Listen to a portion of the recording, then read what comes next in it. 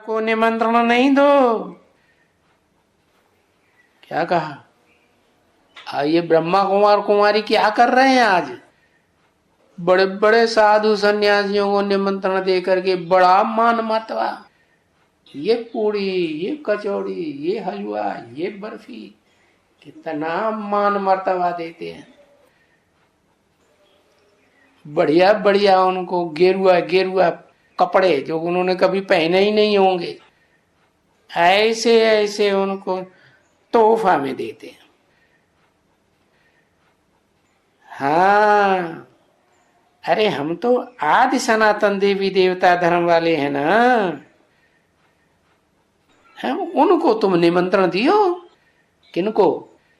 पहले अपना घर का सुधार, फिर पर का सुधार। अपनी अपनी जाति को सब महत्व देते हैं, पहले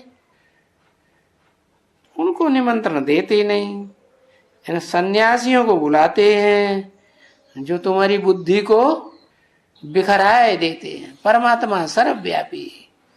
अरे तुम बताते हो परमात्मा सर्वव्यापी नहीं है। सर्वव्यापी होता तो परमात्मा शिव के साथ, जिसको तुम भी परमात्मा मानते हो, भगवान मानते हो, उसके साथ शंकर का नाम ही अकेला क्यों जोड़ा जाता है? कोई दूसरे देवताओं का, दूसरे कोई मनुष्य का, ऋषि मुनियों का, कोई बड़े राक्षस का नाम क्यों नहीं जोड़ा जाता? कारण क्या है? क्योंकि दुनिया में जो परंपरा है कि बड़े भाई को राजाई दी जाती है, ऐसे ही भगवान जब आते हैं तो किसको ज्ञान का भंडार देते हैं? जिसको तीसरा नेत्र दिखाया जाता है। किसको दिखाया जाता है? एक शंकर ही है जिसको तीसरा ज्ञान का नेत्र दिखाते हैं। तीसरा नेत्र माने सूर्य नेत्र, दर्शन शक्ति। और दर्शन शक्ति तो सूर्य में ही ज्यादा होती है ना। और गीता में भी लिखा हुआ है, मैं जब आता हूं तो किसको ज्ञान देता हूं? विवाह। किसको? विवस्वान, वैवस्वत को ज्ञान देता हूं, सूर्य को ज्ञान देता हूं।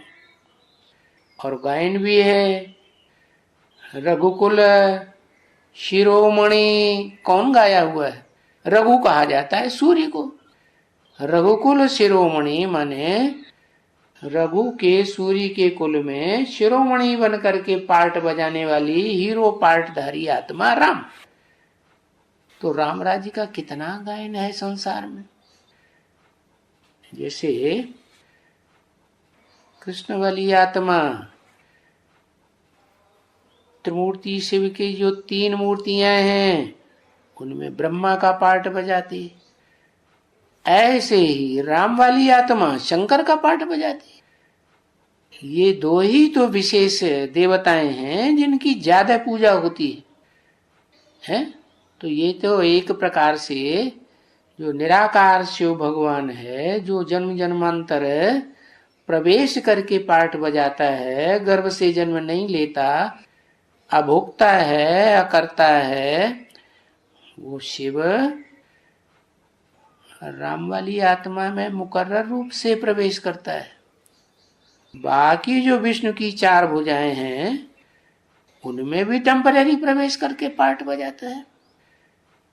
और वो विष्णु की 4 भुजाएं कोई अपने आप थोड़े ही चलती हैं, उनको भी चलाने वाला कोई ऊपर बैठा हुआ है ना मस्तक में, जिसको कहते ही है उत्तमांग। क्योंकि राजा जो होगा, मुखिया, वो तो उत्तम जगह पर ही बैठेगा।